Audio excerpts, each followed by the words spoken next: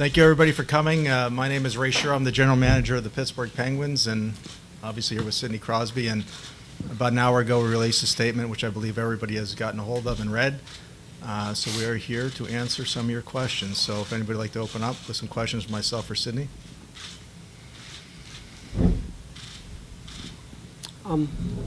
Ray, I guess this one would be for you or Sid. I'm going to ask the first one, then based off your answer, maybe a follow-up. Do you know how or when the soft tissue injury occurred based off this diagnosis?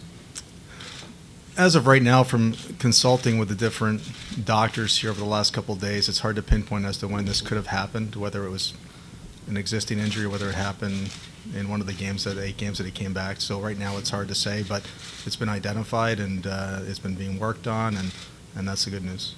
Sidney, if I may, based off other reports, are you at all dissatisfied with the treatment you've received from the Penguins doctors? No. No, I think the team's been very encouraging, and there's not a lot of answers with this stuff. So I think they've been more than encouraging when it came to seeking out other opinions. And I think anyone going through this just tries to find something to kind of lean on and make sure that you're given all the information and kind of going from there. But the more information you can gather, the better, and that's what they've encouraged and have been very supportive of that.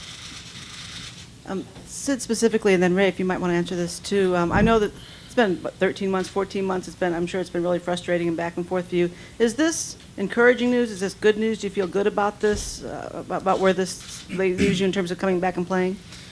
Yeah, I think the biggest thing to take from it is that it's something that I can work on. I can come in and get my neck worked on, and there's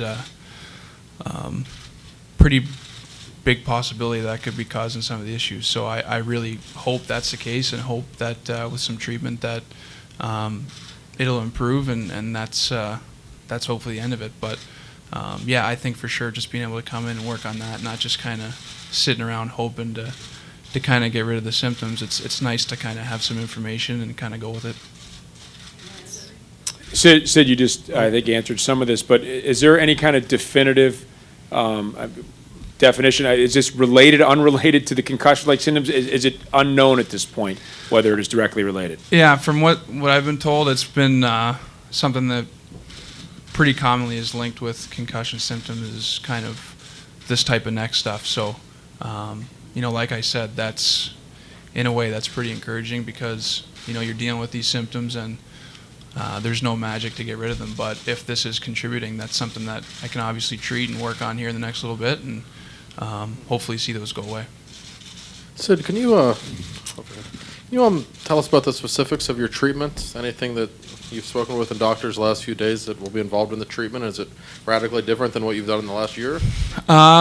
Yeah, I haven't probably consistently done the stuff that I will be doing as far as soft tissue and making sure that keeping the neck as loose as possible, and there's inflammation there, so it's just a matter of getting rid of that and seeing how the response is.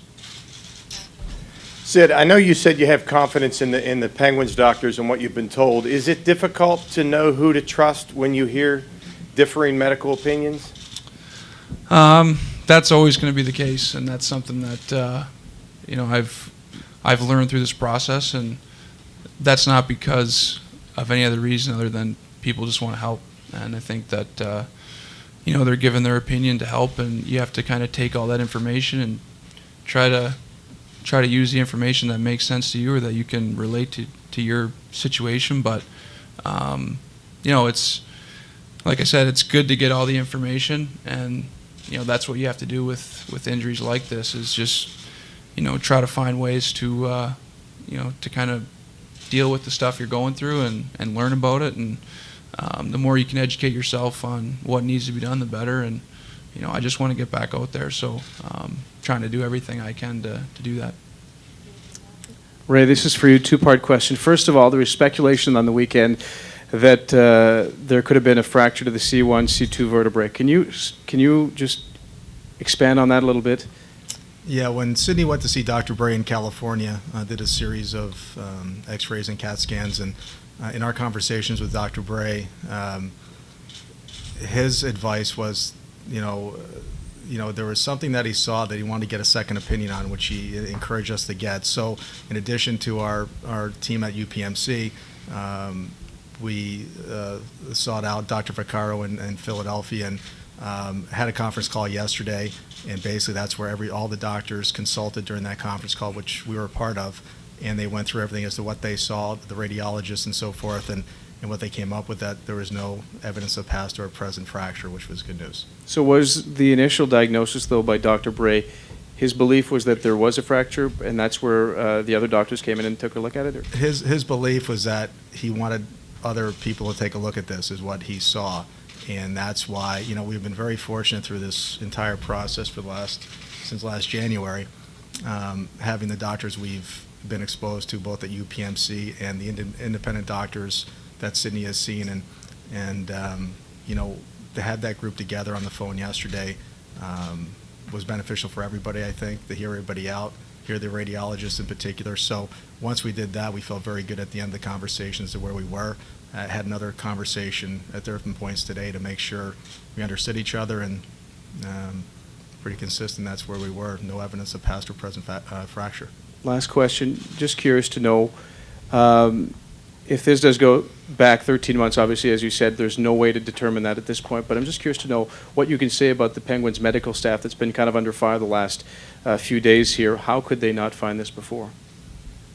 Find what? What neck? This is an injury that has been being worked on here in Pittsburgh through our training staff, medical staff, and he's been getting at UPMC. And what was being ruled out was anything more than that, which is what all the radiologists took a look at. And what I can say about our doctors, our team doctor Chip Burke, the medical staff at UPMC that we've dealt with, starting with Dr. Collins, Dr. Maroon, Dr. Furman, they're experts in their field. They're amongst the best in the world at what they do. We're very fortunate they're in our backyard to have them part of our group.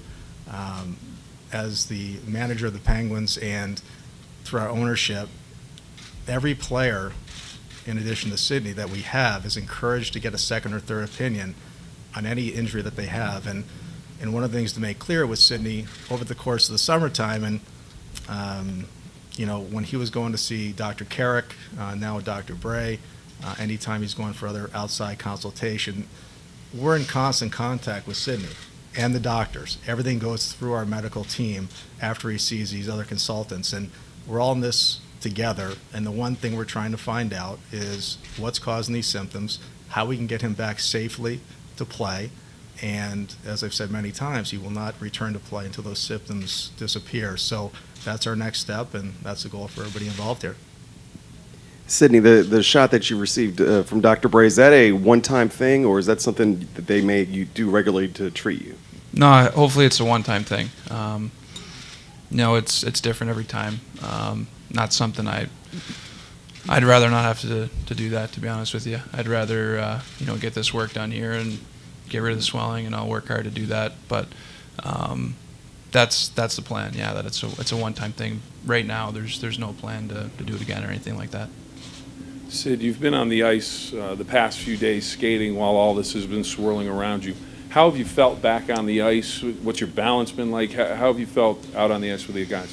It's been pretty good. Like I said, still dealing with some symptoms, but feel much better than I did a couple weeks ago skating, and the motion stuff seems to be much better. So I'm happy with that.